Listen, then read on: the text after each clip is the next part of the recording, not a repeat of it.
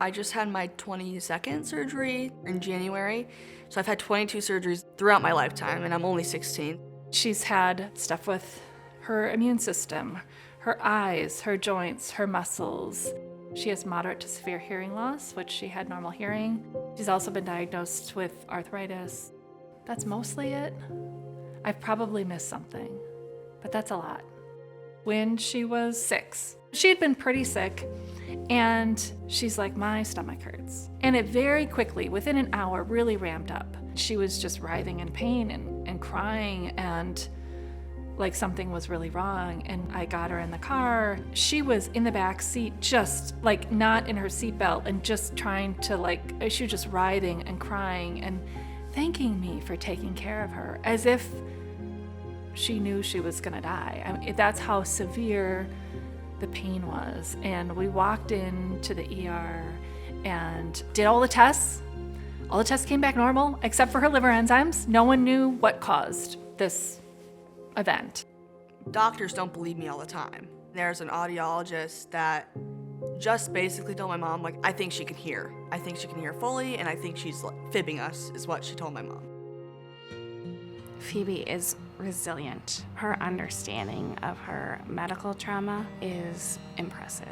When she checked in with me and she was having a panic attack and crying and not wanting to go to the next appointment, of course, who wants to go and be told no, or you're wrong, or you're fake, or you're lying again?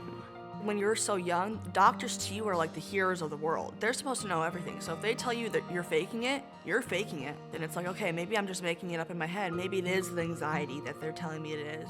So it convinces you that you can't trust yourself.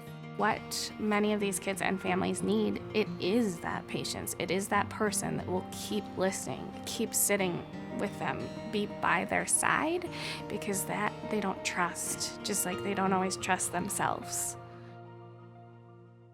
This woman that I got connected to, her kids were seen at this place called the UDN. And I had never heard of the UDN before. None of the doctors that we had seen up until that point had heard of the UDN. So I called the number, and a guy named Paul answered. I always want to hear the person's story. I want to hear it from them. I want them to be genuine. I want them to be authentic.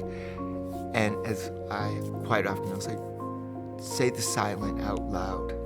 Tell me what you want me to know about you. He listened to me about Phoebe. For families, it is a source of hope that there are scientists and researchers that are interested and will believe you when you come and talk about what feels like crazy symptoms. There's so many places that offer great medical care, but if there's no name for your disease yet, even the best centers of excellence aren't going to be able to help you.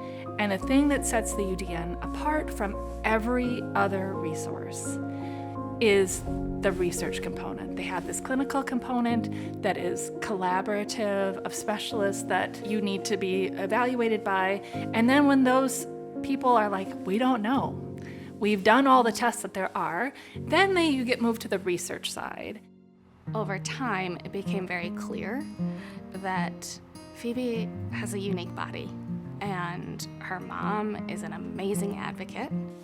One thing I want to say is the UDN is a national treasure. It is a resource that should be available to every American. From my vantage point, it is the brightest minds working together on your case. It feels like my life's work right now to make sure that the UDN continues for so many reasons. This is what I'm supposed to be doing right now. I would not have a diagnosis without my mom. The reason I got a diagnosis was because of her continuous pushing with so many doctors. And having a support like that is essential and so crucial to the complex medical community, period. In the unknown, you need something that you know. Whether that's you're loved by someone, the people you surround yourself with are who you are. It builds who you are, and I think that's very essential to getting through whatever is unknown.